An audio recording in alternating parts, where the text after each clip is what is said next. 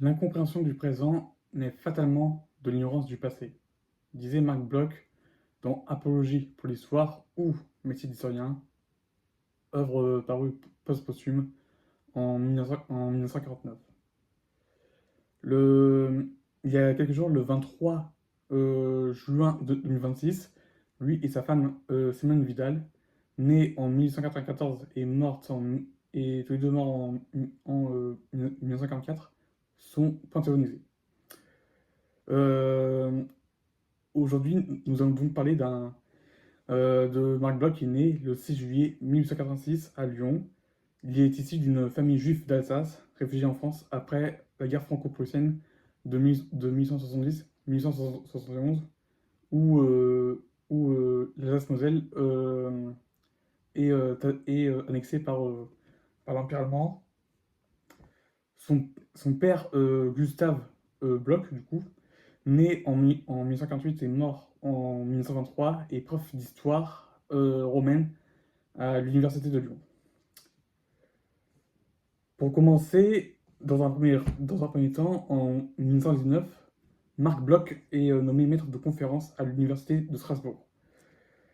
Euh, il faut savoir que la même année est signé le traité de Versailles, et par ce traité, la France récupère l'Alsace-Moselle qui avait appartenu à l'Allemagne depuis plus de 40 ans. Avant cela, Marc Bloch était engagé dans l'armée française durant la Première Guerre mondiale comme sergent puis comme capitaine. Il est reconnu par la Croix de guerre et la Légion d'honneur. Euh, Toutefois, à cette époque, il n'avait pas encore fini sa thèse qui va paraître un an après, en 1920, qui s'appelle Roi et cerf, un chapitre d'histoire capétienne, qui est sa thèse de doctorat. Donc ça, c'était pour la première partie. Après, deuxième chose à savoir sur lui, c'est que 4 ans plus tard, en 1924, euh, euh, publie son ouvrage Les Rois thaumaturges. Ici, il étudie les malades des écrouelles, donc qui était une maladie d'origine tuberculeuse par les rois de France et les rois d'Angleterre. Là, ici, il a étudié principalement une histoire religieuse dans une démarche ethnologique qui était très novatrice à l'époque. Et il faut savoir aussi qu'à cette époque, mais je vais pas trop le développer parce que ce n'est pas le but du sujet, c'est que les rois dans les sociétés occidentales, d'Europe occidentale, avaient été choisis par Dieu, et en conséquence, c'est eux qui pouvaient guérir les maux du peuple en question. Donc ça, c'était pour les deux premiers éléments.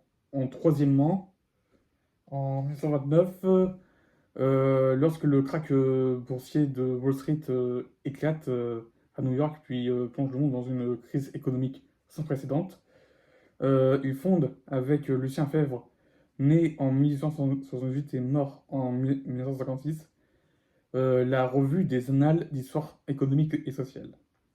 Donc ici, à travers cette revue, il s'intéresse sur l'histoire longue durée, l'histoire des sociétés, l'étude interdisciplinaire et avec des perspectives internationales. Donc, à partir de cela, on peut voir que Marc Bloch, historien pourtant médiéviste, veut changer notre perception de faire de l'histoire. Quatrièmement, en octobre 1940, alors en pleine Seconde Guerre mondiale, il est exclu de la fonction publique car, comme je l'ai dit plus précédemment, il est juif. Euh, en juin de la même année, la France est envahie par l'Allemagne nazie, divisant la France entre la zone occupée au nord et la zone libre au sud, auquel la capitale de cette zone libre, si je peux me permettre, métropolitaine, est Vichy, et où et où un gouvernement fasciste va apparaître avec Pétain au pouvoir. De ce fait, Marc Bloch est soumis aux lois antisémites de Vichy, mais toutefois, il parvient à garder son poste aux universités de Montpellier, de Strasbourg et de Clermont-Ferrand pa- euh, pour, euh, soi-disant des services exceptionnels.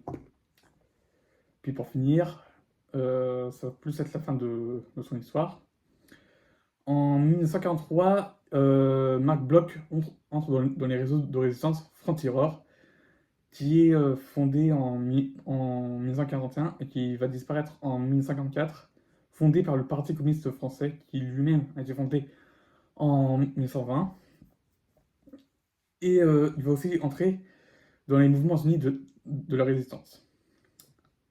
Toutefois, après ces mois, je veux dire, d'actes de résistance faits contre le régime de Vichy, il va être lui et son épouse Simone Vidal vont être arrêtés puis torturés par la Gestapo le 8 mars 1954.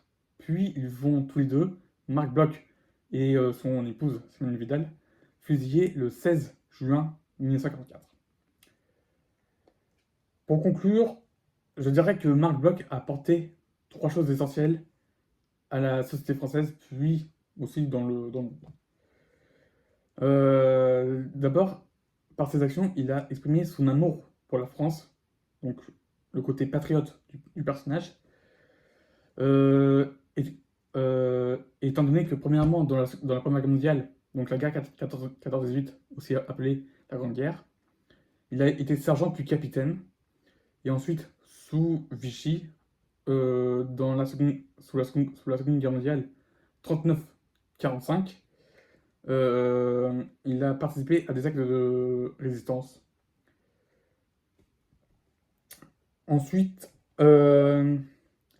Marc Bloch a aussi rapporté beaucoup en recherche en histoire médiévale. Il a fait partie des historiens médiévistes qui ont pu décrire la France du Moyen Âge avec, entre autres, ses principautés, dans son ouvrage Féodalité, paru en 1939, aussi appelé La Société féodale. Euh, il a pu aussi étudier la France sur la diversité de ses paysages. Euh, dans son œuvre parue en 1961, Caractères originaux de l'histoire rurale française. Et puis, il a pu aussi apporter sur l'histoire religieuse avec son œuvre Les rois thaumaturges, paru en 1924.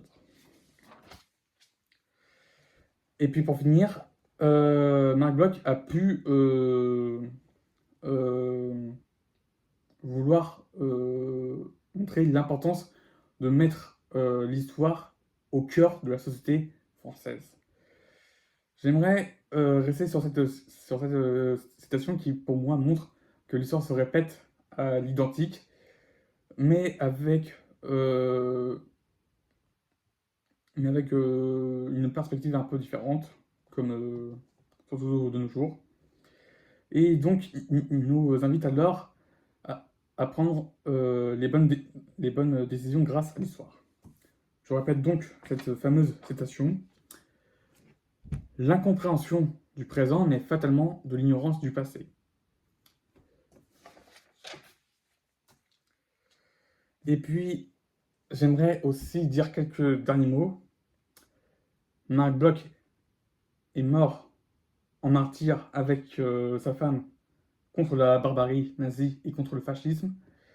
Marc Bloch a été panthéonisé ces derniers jours.